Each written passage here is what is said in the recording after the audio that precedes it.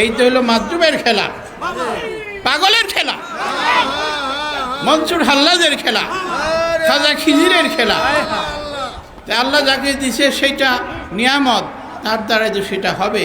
তো জামক শাড়ির এই কিতাবের মধ্যে মৌলবীরা পড়ে দেখলো যে মার্বল পুজো, মাজুবদের মধ্যে বহু মাজুব আছে যাদের দোয়া আল্লাহ কবুল করে ফেলায়। অনেক চুরিবালা পরে চুল বড় রেখে বলে থাকে যে আমরা সবসময় নামাজ পড়ি। ও শুনেন, উক্তিয় নামাজ, দাইমি নামাজ, কায়েমি নামাজ, জিকিরি নামাজ, কলবি নামাজ।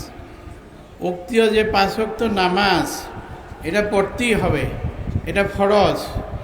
এই নামাজের বাহিরে আরও 4টা স্মরণ আছে জিকিরের মাধ্যমে স্মরণ করা, সেই নামাজ। ওই যে বললাম না যে জিকির আল্লাহর স্মরণ, আল্লাহর পাগল যারা প্রত্যেক দমে দমে আল্লাহর জিকির করে, প্রত্যেক দমে দমে আল্লাহর সাথে মিশে যায়, তাদের কথা বলা হয়েছে। কিন্তু উক্তিয় নামাজ পড়তেই হবে।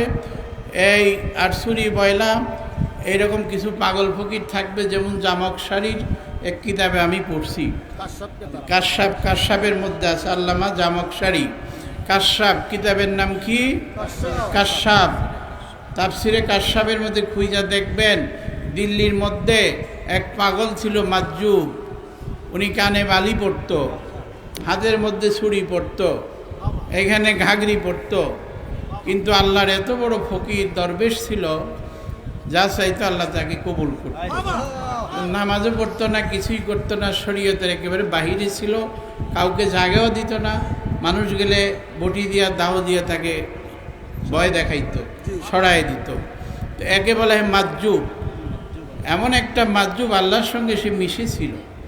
মানুষ নিন্দা ঘিন্না করে, তো এটা কেমন পাগল, এরকম বড় চুল, এই লাল কাপড় পরে, ঘাগরি পরে, এখানে বালি দুল পরে, চুরি বয়লা পরে। তখন জামাকশারি লিখছে যে ওই দেশে 1 বছর কোনো বৃষ্টি ছিল না।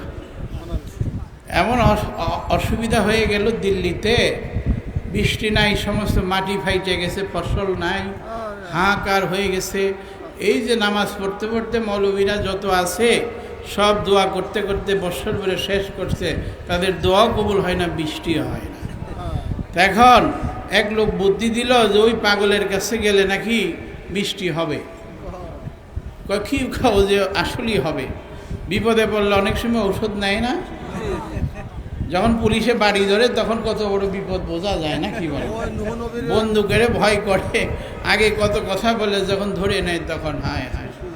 এখন কেমন দেখেন তো, এত বড় পাওয়ার ছিল, এখন কি অবস্থা, এরকম আছে না বাবারা। তো এখন ওই পাগলের যে পাওয়ার আছে, এখন এক লোক বলছে আরে যাইয়া দেখো না। তখন সমস্ত আলেম দল বাইন্দা গেছে। অনেকে কি যাবো এই ভণ্ডের কাছে, আরেকজন কারে চলোই না, যাইয়া দেখি না। কেউ নিন্দা করে, কেউ ঘৃণা করে, তারপরে গেছে। যাওয়ার পরে পাগল বলতে, আরে এই মৌলানার দলেরা তোরা কেন আমার কাছে আসতেছ, আলেমের দলেরা যা তাড়াতাড়ি সর, তাড়াতাড়ি। বাবা, আরে বাবা, আরে নানান কথা বলতেছে। বলার পরে খুব জোর করে ধরেন কয়েকশো মিলা তারা গেছে।